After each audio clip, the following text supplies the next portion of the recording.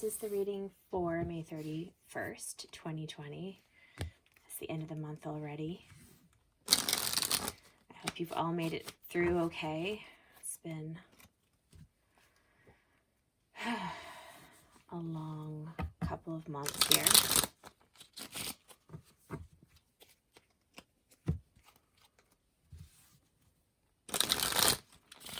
I'm going to do something a little bit different again today.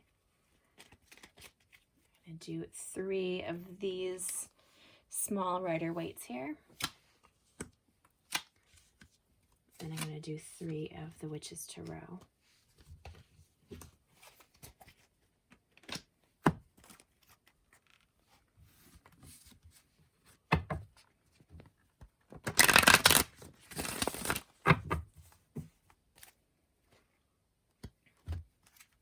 In the past, I have often drawn cards as I go along, and I think that I've been enjoying drawing all the cards first before I interpret them. It's just a different way of looking at everything.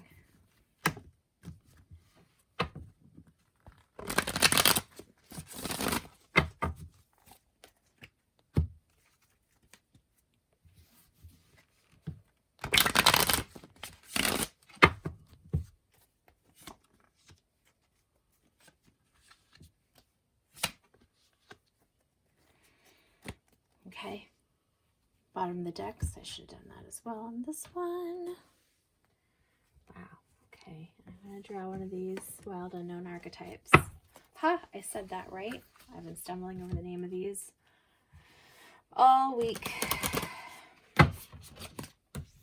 But practice makes perfect, I suppose, or practice makes better, as one of my music teachers used to always tell me, which I like far better. Perfect is such a weird concept. Practice makes much better, but we're never going to be perfect, or at least I'm not going to be. Don't know about you. Okay. And I have the Offering here as my oracle card. I'm going to put this like that. There, we can sort of see things.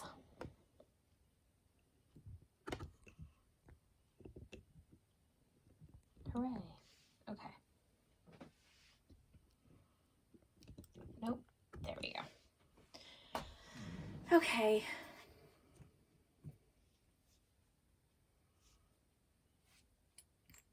Excuse me. Okay.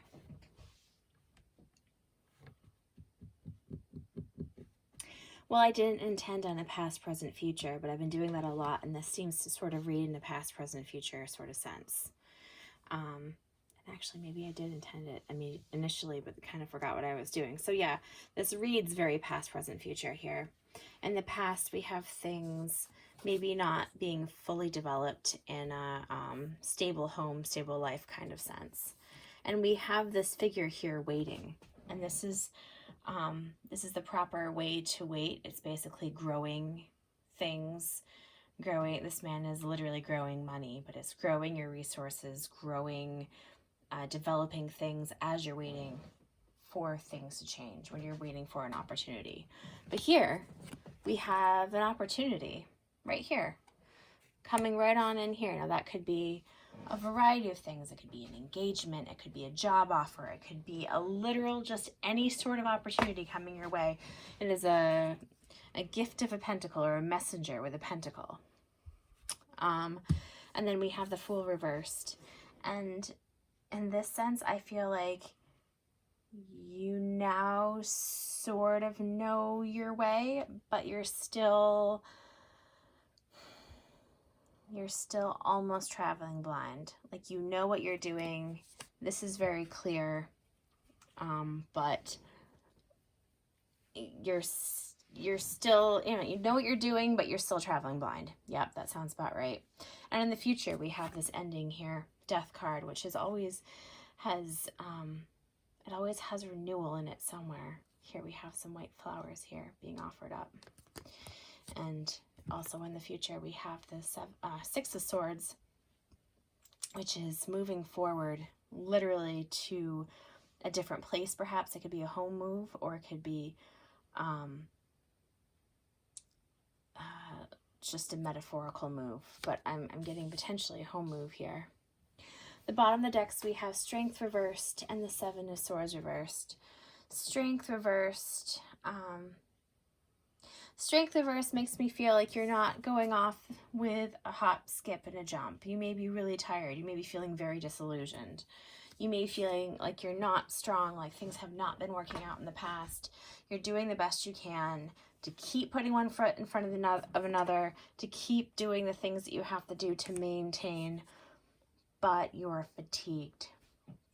Seven of Swords here is things coming out, things that have been hidden coming out. And this can be, you know, things that happen behind the scenes. This can be somebody working quietly to make something happen. This can be lying, cheating, stealing. I don't know, in my country, I would say potentially systemic problems. I'm not going to get deeply into that. This is a general reading, but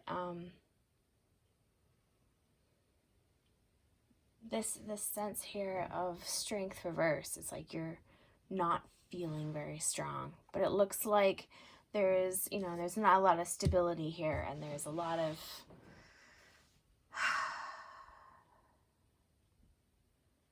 there's this sense that things will be moving forward no matter what.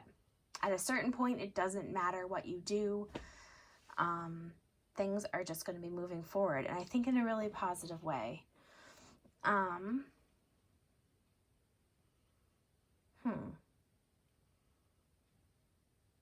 Before I read the offering, I'm going to draw one of these angel cards too, just because I feel like it. Sometimes that's a nice thing. I've been reading these a lot more recently.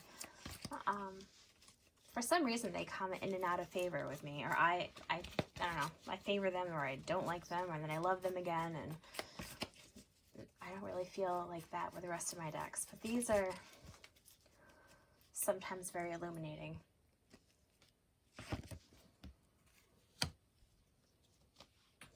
Receive. You are a kind and loving soul who constantly reaches out and gives to others, but now it is time for you to learn how to graciously receive. Just as with the ebb and flow of the tides, the art of giving and receiving is the natural law and order of the universe. That's what it is. Sometimes these messages can be a little hard to take, because as much as you might know intellectually that it's important to have give and take, give and receive, I think many of us habitually, or, you know, we, not even just habitually, but also because we care about others, we tend to give and give and give and give and give and give and give and give and give and give and give and give and give and give and give and give and give and give and give and give. And sometimes in some situations that's necessary, but really there's a little bit more of a tidal flow to how things are in life. I'm now going to read what the offering card has to say. If I can find it. Eventually, one of these days, and I'll be very proud of myself, I'll have memorized all of these. Because I really like all of these decks, but I really do like this new deck here.